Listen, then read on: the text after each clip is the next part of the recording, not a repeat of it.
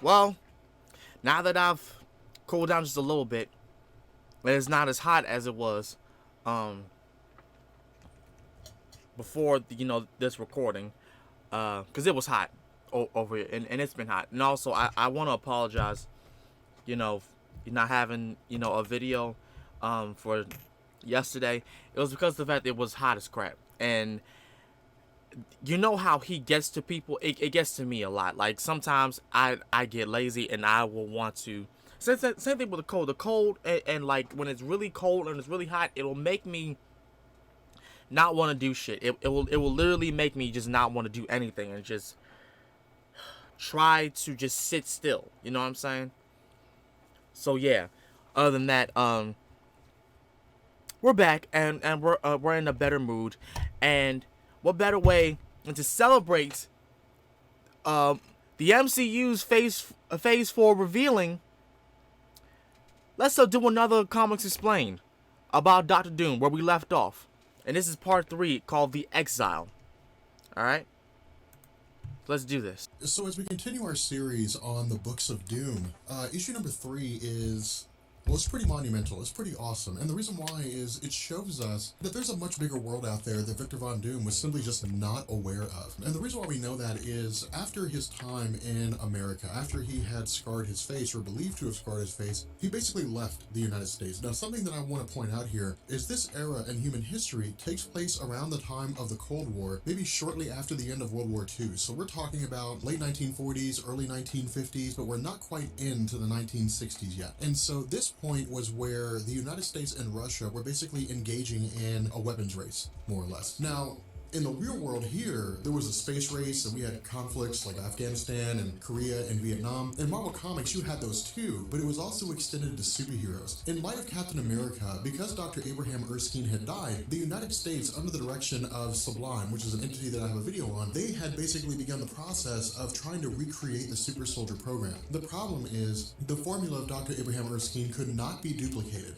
but because of the success of Captain America, Russia had tried to do the same thing. Now, this is where the story of Colossus comes into play. Of course, as we know, Colossus has the ability to immerse himself in organic metal skin. Colossus was sought after by the Russians for their own super soldier program, their own superhero type program. The issue here is that Dr. Doom was pursued as well. Now, this was likely because of the fact Dr. Doom was part of the American program, and so even if the Russians don't know that he has powers, they know he was working with the American military-industrial complex, and so he likely has knowledge that would prove to be very valuable to them. Now, while Dr. Doom has escaped to Eastern Europe and has tried to lose himself in Eastern European cities, he's still plagued with nightmares of Mephisto, who's taunting him about how his mother's soul is being held captive, all those kinds of things. And the issue here is that Victor Von Doom's kind of stuck in a weird situation. He can't sleep because he drives him insane with these nightmares, but he can't really stay awake too often because his body needs rest. And so he's kind of going down this path of mental instability. And this is what he says. He says these sleepless nights, this tireless work is kind of beginning to have a mental toll on him. Now, the other half of this is a guy named Otto. Now, Otto only appears in this part of the story, but he's extremely important because he will be the catalyst that sets Victor Von Doom on the path of actually becoming Dr. Doom with the metal uniform and engaging in the kind of alchemy that we're used to seeing him engage in. But Otto, as he's presented here by Ed Brubaker, is initially just a drunk guy. He just hangs out around the home of Victor Von Doom in various taverns and so on and so forth, and Doom really considers him more of a nuisance than anything else. But I'd like you to keep him in the back of your head because he will be important as we get towards the end of this. But what Doom tells us is that most of his mornings, again, were spent just kind of roaming around the city, basically just sort of killing time. In truth, he doesn't really have a direction in his life. He's not really going anywhere. He's just kind of living one day to the next and just occupying a space in the world.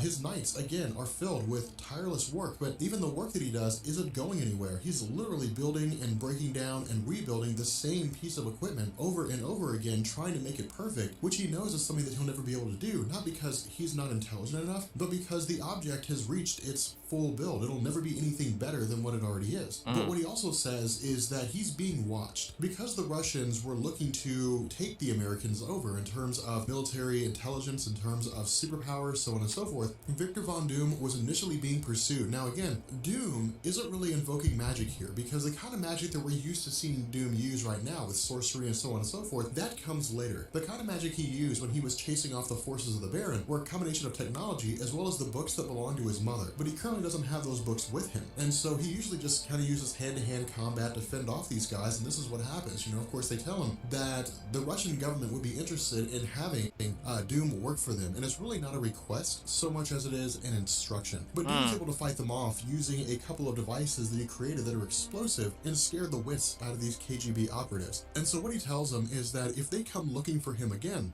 they'll get a lot more than they bargained for. It'll likely result in their own deaths. And so to Doom's eyes, he wasn't really being pursued by them. At least he didn't see them anymore. And this is kind of saying something, because Doom's very keen, again, in terms of his intelligence, in terms of his awareness of his surroundings. He usually always knows what's going on. And so if he can't see them, it means either they're simply not watching him or they're being extremely sneaky. And so what happens is we pick up on a random day in the town square, and he comes back into contact with Valeria. Now again, for those of you guys who are just joining us, Valeria was the childhood love interest of Victor Von Doom. Yeah. And she made him feel like his life could have been better than what it was. And she represented a better life for him. She represented hope in a lot of different ways. A hope that he felt he had lost following the death of both of his parents. And so while the two of them begin to sort of rekindle their experience together, Doom is sort of torn here. On one half, he knows his life isn't going anywhere, and so he wants to immediately dismiss her. But on the other half, he needs her. Like, he needs her there. You know, he needs her to sort of make him feel a little more complete. Now, what she also does is fill in the gaps. She says that, of course, the caravan had continued on, you know, even after Doom had left, that one of the guys, Boris, had sort of stepped in as leader in his place. But because of the fact that the Russians were pursuing Victor Von Doom after he had left America, that the Baron, under the direction of the Russians, had basically begun a series of sweeping campaigns through these Romani territories, and eventually found the caravan and had basically set fire to it, killed a multitude of its people for the purpose of trying to find Victor Von Doom, interrogating who he could when he could. And so what happens is she eventually came across a guy named Christos, and Christos was a fortune teller who made the case that Victor Von Doom is a guy that simply doesn't want to be found. Now, the aspects of fortune telling that are given to us here are a little shady, and in fact we'll find out there's a little more going on behind the scenes with Christos than what was originally told to us. But he says that Victor Von Doom's mind is in shambles. He's simply trying to find his way in the world. He doesn't really have a direction, but she ultimately pointed him in the direction of where he was last seen, which was in this town in Eastern Europe. And so, seeking him out, the two eventually fell back into contact again, and this rekindled some romance between the two. And in fact, they actually act this romance out between the two of them. But for Doom, it's more of a feeling of completion as opposed to simply just, you know, fulfilling physical needs. And so what ends up happening is that as the two of them continue about their normal day, eventually Valeria runs into Otto. Now, Victor Von Doom is cruel to Otto in the sense that he's dismissive. He doesn't really want to have any interest in him. He usually chases him off. But for Valeria, Otto is a very sweet guy. You know, he does what he can. He's a drunk, kind of wasting his life away, but he's not a terrible human being. And so this is really Valeria beginning to see the darker side of Doom in terms of his dismissiveness, in the sense that she doesn't really care for how it is that he's passing himself off. But what happens is that as the two of them are engaging in a conversation, as they're talking about how Doom treats Otto, they're suddenly met by the arrival of KGB soldiers. Now, one of these soldiers takes Valeria hostage, and what he says is that Doom has a choice. Either he can watch Valeria die, or he can agree to work for the Russians. And so what we do, or at least what Ed Brubaker does, is he gives us the back story to this. He gives us the back half to this, and he tells us that Christos was not a fortune teller. Instead, Christos simply didn't want to die. He appealed to the Baron and to the Russians and agreed to give them a way to find Victor Von Doom. And so what he did is he went to Valeria and told her where he believed Victor Von Doom was, of course using the information given to him by the Russians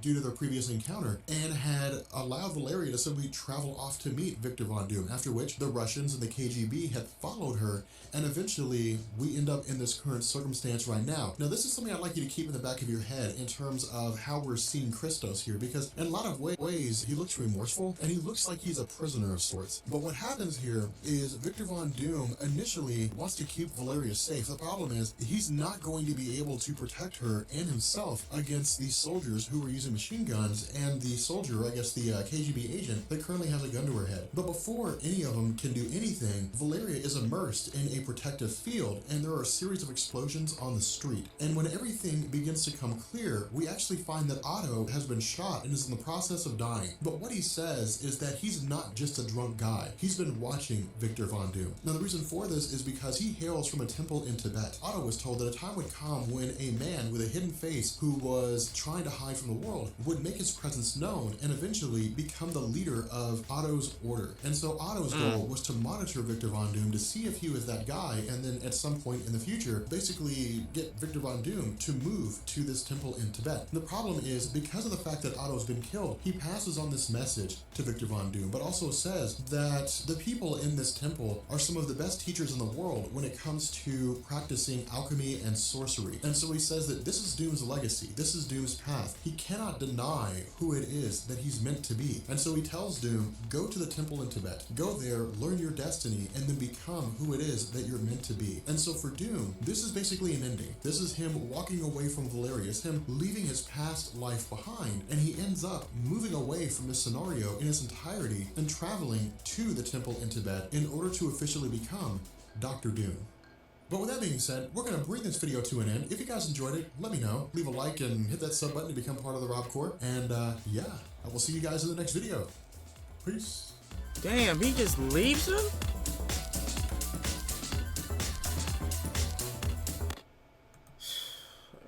As I told y'all before, Dr. Doom is cruel.